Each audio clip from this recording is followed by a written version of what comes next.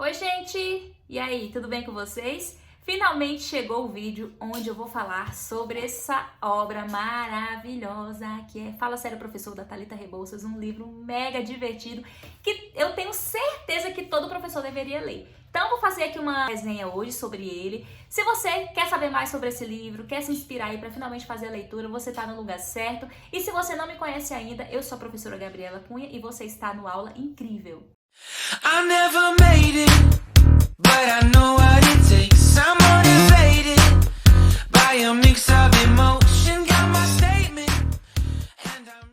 Sim, gente, todo professor merece e deve ler essa obra. Gente, essa obra é uma obra mega divertida. É uma crônica da Thalita Rebouças, onde ela conta a história ali de uma pessoa, que eu não sei se é a própria história dela, da própria Thalita, ou se é de uma personagem mesmo que ela criou, mas é a história da Malu, contando ali várias experiências que ela teve com vários professores. Depois de ler esse livro, eu percebi que a Malu, ela é uma aluna que representa todos os alunos do mundo, porque ela conta os perfis dos professores, aquela experiência que ela teve na sala de aula, se foi boa, se foi ruim, e fala de muitos detalhes, assim, fala da aparência do professor, as nuances ali que acontecia naquela aula determinada. Então, é um livro que nos remete a uma reflexão. Eu, sinceramente, tive esse momento de reflexão, momentos de perceber, será que eu sou esse tipo de professor? Ai, que professor engraçado! E me veio muito na memória também de eu lembrar de muitos professores que eu tive. Então, inteligentemente, a Thalita, ela tem esse poder de engajar a gente na leitura, porque eu li ele muito rápido também, porque ele é tão interessante, é tão engajador que eu não queria parar de ler, né? E é muito engraçado porque meio que a gente se vê ali naquele professor, meio que a gente se vê naquela situação. Então tem esse toque de humor, o que é muito legal, e principalmente essa possibilidade da reflexão. Me veio muito assim nessa questão de refletir a respeito da minha prática docente, a respeito do meu perfil de professora. Em um determinado momento, ela começou a fazer aulas de balé. E ela começou a perceber que ela não gostava da aula de balé, sabe? Todos aqueles movimentos, aquelas palavras, era algo que não combinava com ela. E aí até que ela desistiu da aula de balé e percebeu que ela gostaria de fazer era judô, que acontecia na aula, na sala de aula do lado ali da academia. Então quantas vezes, né, gente, a gente tem alunos ali que está fazendo aquela nossa disciplina, que está ali fazendo aquele curso, e isso cabe muito pra mim, que eu sou professora do ensino superior, a pessoa escolhe aquele curso e faz aquele curso, muitas das vezes não tá ali porque quer, não tá ali porque sente o amor, né, a vontade de estar ali. E aí o engraçado aqui é que ela fala assim, que na saída da academia, com ódio absoluto das sapatilhas, coques e afins, encantei-me com a aula de judô da sala ao lado. E ela virou uma judoca muito fofa, ela fala, né? Teve a experiência do balé, teve a experiência daquela aula, mas não gostou e seguiu adiante para fazer outro curso. É muito legal, gente. Muito legal. Uma outra experiência que ela conta é que ela teve um momento que ela teve que cuidar da professora, percebeu que a professora estava muito ruim, muito triste, e a professora conversou com ela, dizendo que era um problema de amor, estava, enfim, decepcionada com a questão do amor, e ela simplesmente falou, professora, tá bom, enquanto a senhora não fica boa, eu vou ficar aqui do seu lado para te apoiar, né, para deixar você menos triste, para estar aqui junto com você, exercitando ali a empatia. E aí, ao ouvir isso, a professora, que ela chama aqui de Tia Teresa, ela deu um abraço muito forte e que valeu por 1000 palavras. Então ela percebeu naquele momento, que ela deu atenção para a professora, que ela se importou com a professora por não estar bem naquele dia. Ela sentiu essa gratidão da professora por ela. Então, quantas vezes a gente também não tá na sala de aula, não tá naquele dia bom, né? E se a gente percebe que os alunos, eles dão essa atenção pra gente, eles percebem, mas mesmo assim não fica cobrando, não vê aquilo como algo ruim pra eles. É isso. Sempre que eu leio algo, gente, eu procuro trazer pra minha realidade. O que isso pode me ajudar? O que isso pode fazer eu refletir? Esse livro, ele tem esse poder da reflexão, da gente ler o que tem nele e trazer pra nossa vida. Chegou um tempo em que a Malu, ela se apaixonou por um professor, e ela fala que era um professor muito feio, mas ela sempre gostou de homens feios, então ela se apaixonou por esse professor, era professor de história, e aí ela cria toda uma história ali de uma paixão platônica, né? Só ela cria, já imaginando viver a vida inteira com este homem. E aí chega um momento que ela percebe que ela tá indo só pra aula porque ela tá apaixonada pelo professor, é porque ela gosta da matéria, ela gosta do professor e se vê nesse mundo de paixão que só ela sente, né? É muito interessante que ela fica falando assim da ilusão dela que ela tem, que ela começa a perceber. Ela diz o seguinte, que no início do segundo mês do curso que ela se matriculou, por conta do professor, achou bonito, se matriculou e aí se apaixonou, ela já estava cansada de gastar o dinheiro suado dos pais dela e perder os sábados dela numa aula que não apetecia, ela não se apetecia pela aula, por causa de um professor bobão e peludo, 20 anos mais velho, que jamais notaria que eu existia. E aí eu me coloco também nessa situação, será que não tem ali nenhum aluno, nenhum estudante da aula da gente, só porque gosta da gente, acha a gente bonito, ou acha a gente atraente, gosta da gente, mas assim, não gosta da disciplina?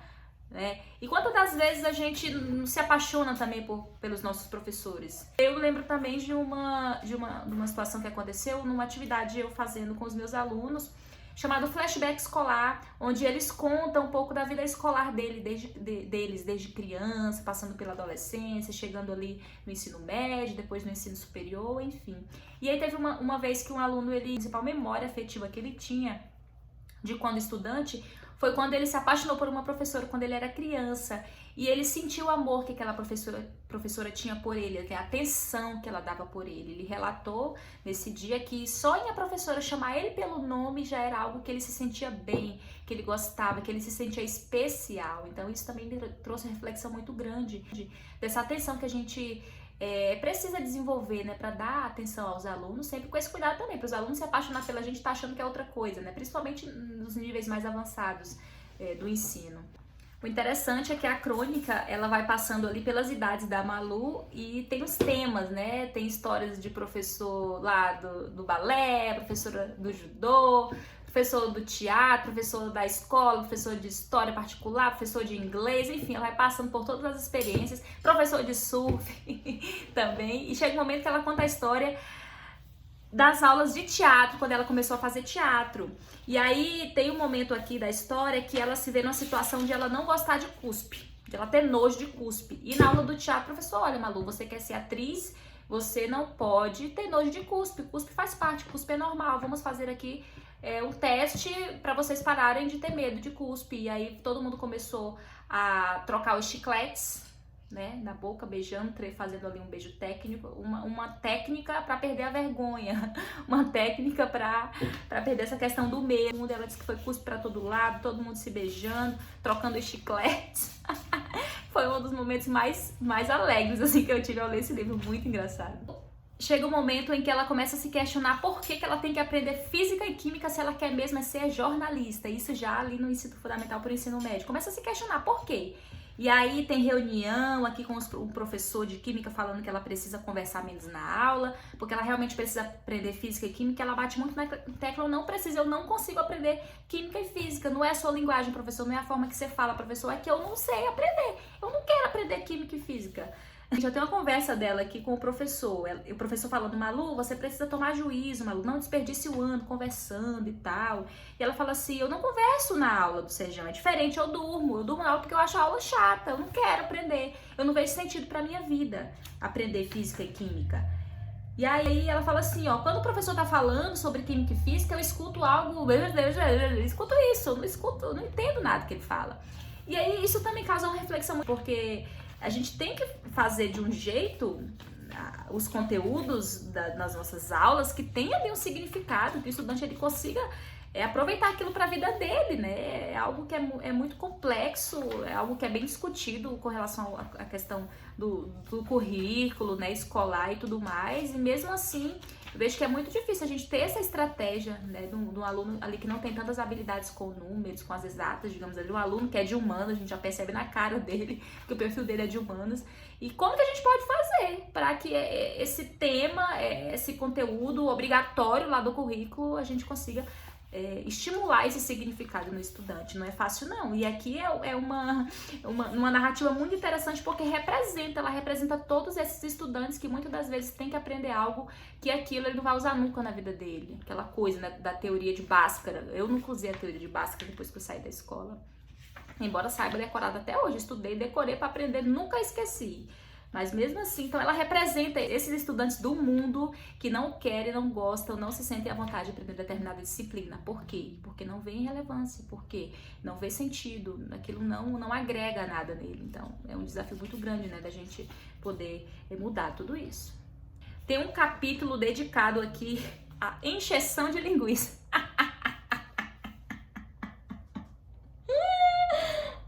Isso é muito engraçado, gente, olha só. A Malu, ela se intitula Rainha da Extinção de Linguiça. Ela fala assim, ó, pra encher linguiça, pra encher linguiça é preciso ter disposição e cara de pau. E é preciso, acima de tudo, que você acredite em vocês, acredite no poder da sua embromação. E isso ela ensinando para os colegas dela a encher linguiça para responder uma prova dissertativa, por exemplo.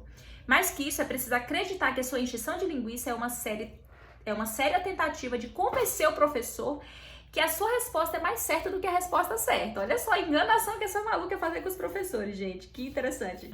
Então ela disse que ela era muito boa em encher linguiça e que ela tentava, e de vez em quando o professor ele dava uns décimozinhos aqui, uns décimos ali. Quando ela não sabia daquela questão, ela tentava fazer encheção de linguiça para o professor considerar alguma coisa. Olha só a estratégia da Malu. Ela diz o seguinte, que aí ela achou que ela era melhor enchedora de linguiça, até ela descobrir um colega dela que era pior ainda. Aí um dia ela estava fazendo a prova lá, terminou a prova dela, e aí o professor estava passando a recolher as provas dos colegas, e ela começou a observar a prova desse colega que estava na frente, começou a ver que o cara era pior que ela na encheção da linguiça. Ela dá um exemplo aqui muito legal, ó, que ela não acreditou das coisas que ela leu lá na prova dele, da encheção de linguiça. Ela diz assim, que a pergunta era para responder a respeito da escrava Isaura, ó. Aí olha só o que ele embromou a respeito da escrava Isaura. A edificante obra da escrava Isaura é assinada por autores extremamente importantes e preocupados com a cultura sociopolítico-cultural do nosso país, verde e amarelo, nosso Brasil varonil. O mais genial dos velhos baianos, Jorge Amado, ao lado da nossa querida talentosa Lucélia Santos, transformou este livro numa das maiores pérolas literárias da literatura mundial. Afirmo sem muito pensar que é humanamente impossível citar apenas uma passagem importante do livro, já que todas as passagens são extremamente importantes, inesquecíveis e eu ousaria acrescentar inenarráveis. Olha só, a questão era para ele falar, colocar um trecho ali, algo importante da obra do Jorge Amado, e ele escreveu tudo isso. E aí diz que ele não sabia nem o autor do livro. Como assim? Ele misturou Jorge Amado com Lucélia Santos, a atriz. E como teve coragem de dizer que todas as passagens são importantes e não citar nenhuma? Então, que cara de pau, ela pensou. E ela continuou lendo, continuou vendo ali o que o colega tinha respondido. Aí tinha uma pergunta que era para responder o que era o parnasianismo. Ela faz um comentário aqui, ó, que a resposta que deveria ser era essa. O parnasianismo foi um movimento que, em oposição ao lirismo romântico, cultivou uma poesia de feições mais objetivas e de notável apuro de forma. E ela decorou essa resposta correta e escreveu dessa forma. E o colega dela escreveu assim, ó. O que é o parnasianismo? Palavra meticulosamente escolhida por nossos grandes e eloquentes literatos para representar a ruptura de laços entre a literatura grega e a literatura brasileira feita no Brasil. Depois do advento do revigorante parnasianismo, nossos escritores e poetas ficaram mais livres para criar, para voar nas asas de suas férteis imaginações, para usar suas penas sem medo da censura, crítica ou comparações e as obras greco-romanas. Então ela fala dessa questão do enrolation, né, que os alunos têm às vezes. Muitas das vezes até nós professores queremos falar uma coisa e rodeamos tanto e não falamos aquilo que realmente é preciso falar. Eu ri muito, gente. Ela fala em uma professora que em pleno ensino médio fez uma atividade para ditar palavras. Ela ditava palavras, os alunos ali tinham que dizer as letras da palavra. E a primeira palavra que ela pede é a palavra esdrúxula. E ela faz uma crítica muito grande. Por que a professora quer essa palavra esdrúxula? E ela busca em toda a memória dela, de todos os livros que ela leu e não encontra como que se escreve essa palavra esdrúxula. E aí depois de um tempo, mesmo achando essa atividade muito nada a ver, assim, ela afirma que ela ficou muito fã dessa professora, pela ousadia da professora em pleno ensino médio fazer isso, e que realmente vê que tem sentido essa atividade, porque a maioria das palavras eles não sabiam ditar ali as letras. E aí ela fala das outras palavras que a professora pediu: giló, berinjela, ressurreição, exceção, discriminação, fluido, viagem, sorriso, amizade, espontâneo. E ela ficou tão impressionada com a incapacidade dela lembrar se é com S, se é com X, se é com Z. Enfim, ela gostou tanto disso, de ela perceber que ela precisava realmente daquela atividade, que ela ficou super fã da professora. Então, muitas vezes, a gente acha que aquela atividade não é pra turma, que é um tipo de atividade muito, muito básica, muito simples, enfim, que não precisa, já pode avançar mais. E muitas das vezes não, a gente precisa naquele beabá mesmo. Então, esse foi um grande aprendizado desse capítulo. Tem um momento na vida da Malu em que os pais dela se separam e aí o pai dela vira um grande amante da gastronomia, começa a fazer curso, começa a aprender a cozinhar e na mente dele ele tem que fazer isso porque é assim que ele vai conquistar um novo amor. E ela começa a se apaixonar também pelo mundo da gastronomia e aí começa a conhecer mais o mundo dos orgânicos, de vida saudável, a partir das receitas que o pai dela começa a fazer. E ela finalmente se inscreve em um curso chamado assim, ó, curso verde, vendo o verde e apreciando o que é cru, a alquimia da cozinha orgânica na sua casa. E ela conta como é que ela é professora do curso. Chega um momento no curso em que a professora ensina ela a lavar cenoura e fala que aqueles alimentos ali precisam de luz, que ela não tá cozinhando só alimento, tá cozinhando luz, tá? Colocando luz nos alimentos. E aí a professora diz assim, ó, chegamos na hora de lavar cenoura. Lavar cenoura é uma coisa muito complexa, viu?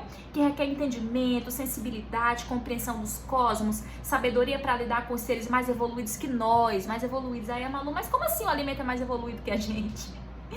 E a professora diz, você tem alguma dúvida? É claro que é claro que sim.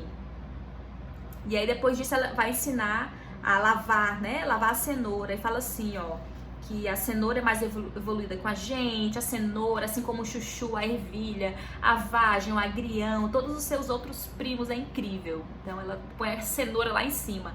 Estão tratando ali daquele alimento específico.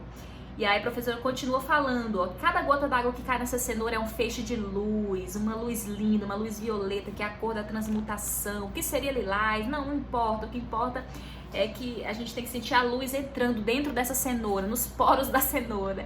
E aí a Malu fica impressionada com a intensidade que tem essa professora, né?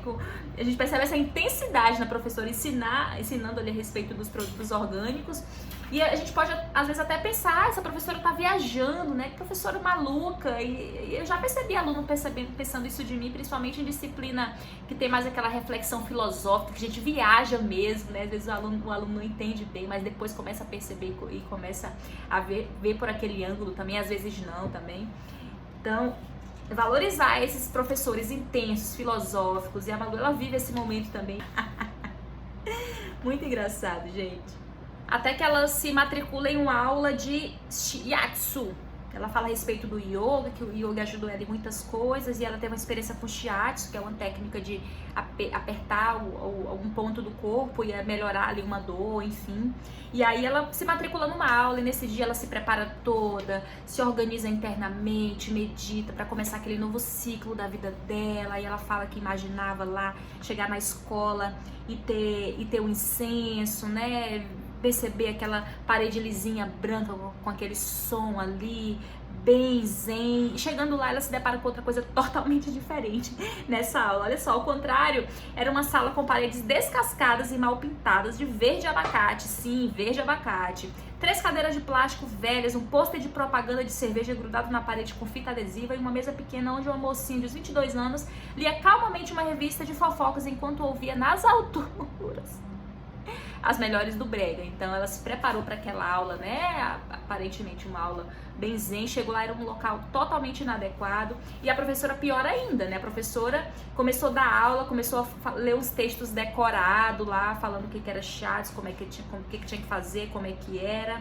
E depois descobriu que a professora era a mesma recepcionista, e descobriu depois que a professora, ela estava naquela técnica há 3 meses, e há um mês ela fez aula, e a partir do outro mês, até o 3º mês, já era professora. Então a gente percebeu uma despreparação dessa professora, né? E aí começa a ter essa experiência com essa professora, e ele naquela mesma aula decide que não vai mais fazer esse curso, porque não atendeu a expectativa dela. E descobre que a professora é que estava precisando dela, de ouvir uma mensagem de amor, uma mensagem de carinho, uma mensagem de motivação. E acaba que elas têm essa conversa, e a Malu descobre que realmente aquela professora não estava para fazer aquela função naquele momento, e ajuda ela a sair de uma situação. E aí, o que chama a minha atenção aqui é essa questão da expectativa que muitas vezes os alunos têm com a gente, uma expectativa que a gente tem com os alunos, e na hora lá acontece diferente, né? E quando a gente tem a oportunidade de preparar aquele terreno, né, de preparar aquele espaço baseado nessa nossa expectativa, e poder também atender os alunos com as suas expectativas positivas, é claro, né, de aprendizado, de entendimento, de uma experiência boa, isso é muito importante. Então aqui me veio muito essa questão, né, de atender a expectativa dos alunos, para não acontecer essa frustração que aconteceu com a Malu, né, gente? Muito engraçado.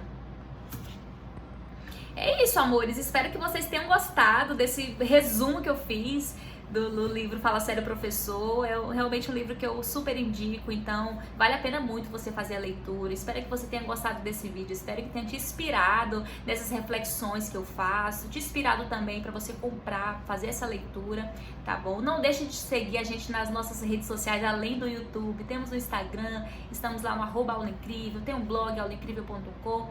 Não deixa também, gente, de se inscrever nesse canal. A maioria de vocês que vê meus vídeos não é inscrito no canal, não sei porquê. Clica logo aqui em inscrever, clica também no sininho para você receber as notificações quando tiver vídeo novo, tá bom? Então, grande beijo e até o próximo vídeo.